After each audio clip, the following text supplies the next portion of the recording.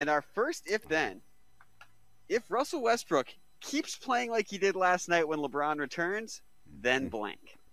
Trade LeBron.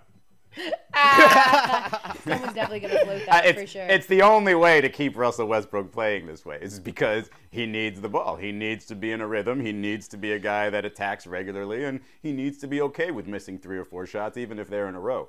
And so, with no LeBron, like that's going to be very important for him to do this. And it's great to see, but can he do that with LeBron? He's just not going to get the touches with LeBron there, so I just don't think that's the case. And this is the whole thing with this group. Like, they don't have to be a perfect match. They just have to fill in the gaps where necessary. And the idea that Russell can't because his physical ability, maybe, because he's not that great of a shooter, but in terms of in terms of being willing to do that and taking a hit to the ego, I feel like he can. So I feel like he's proven everything he needs to do, winning MVP and doing all those triple-doubles every year. So I feel like he can do whatever it takes, and this is just an example of what he can do when LeBron's not there taking all the shots.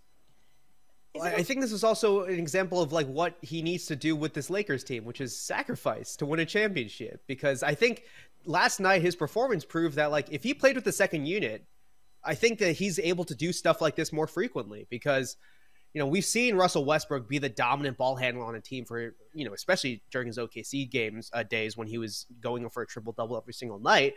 If he wants to win a championship, this is his best opportunity to do that. And it's going to require him bolstering that second unit. Because when you think about having a first unit with, LeBron and AD, what's going to supplement that is shooters. And Russell Westbrook is definitively not a sharpshooter. And so I think having him be kind of the catalyst of that second unit with a guy like Carmelo Anthony might be the best fit for him as we move forward into the season.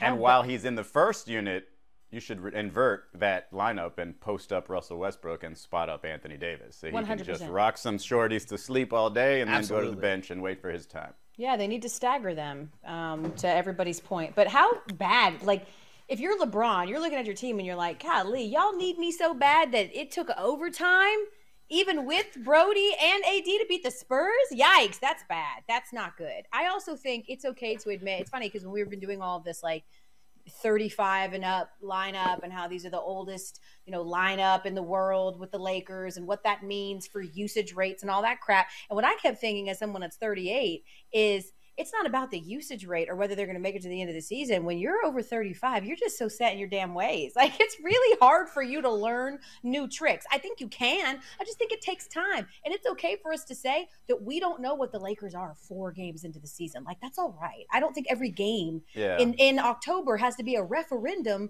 on whether this experiment has worked or not. This is just going to take some time, period. You know where I think Westbrook's biggest, responsibility is going to be, honestly, as the season goes along, other than, filling those gaps, is making sure the younger players can be dynamic, right? You don't want the Malik Monks and these younger players just sitting in the corner. You want them to be able to run. You want to encourage them to cut so they can finish on somebody. You want that energy because you don't want to have to rely on Russell Westbrook and LeBron James at their advanced basketball ages to have to come up with that all the time. And you want some easy buckets here and there. And so somehow they've got to keep those guys going, keep that energy high, and keep them even running a little bit and just active and involved, because outside, if they're not contributing, if they're not being the best that they can be, then you're just so much reliant on 3 people and 2 of them not being a great match. So I think that's probably Russell and LeBron's to some extent, because he obviously pushes the ball.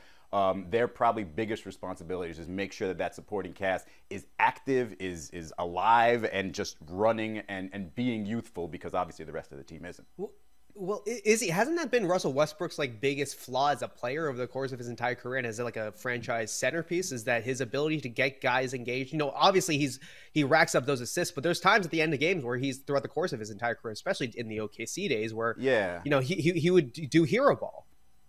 Right, and so I guess what I'm saying, at the end of the game, that's NBA basketball. That's going to happen for a lot of teams. It's not just a Russell Westbrook thing, but for 3 and 3.5 quarters, just keep them engaged and keep them moving and keep them running, and because obviously you're going to tire yourself out if you're the old guys are doing all that stuff. You need the young guys to definitely fatigue the other team and just take advantage of what they can do, because again, they don't have Ray Allen's and Steve Kerr's spotting up. They have players who can shoot, yes, but they're also more dynamic and can do different things. Also, after less than a week into the season, if you just look at the records, the most dominant team in basketball is the Bulls. So let's pump the brakes, guys, and say it's okay to not know what any of these teams are. With that being said, the Hawks are going to the finals. Let's go! And I bring it back full circle. I'm sorry? What'd you say? I'm buying Bull stock. You're buying Bull stock? Are you? Yeah. I am. I think they're pretty good. We're doing all of these. This is the first time they've started out this way since Michael Jordan was on the team. Okay. Thanks for watching ESPN on YouTube. For live streaming, sports, and premium content, subscribe to ESPN+.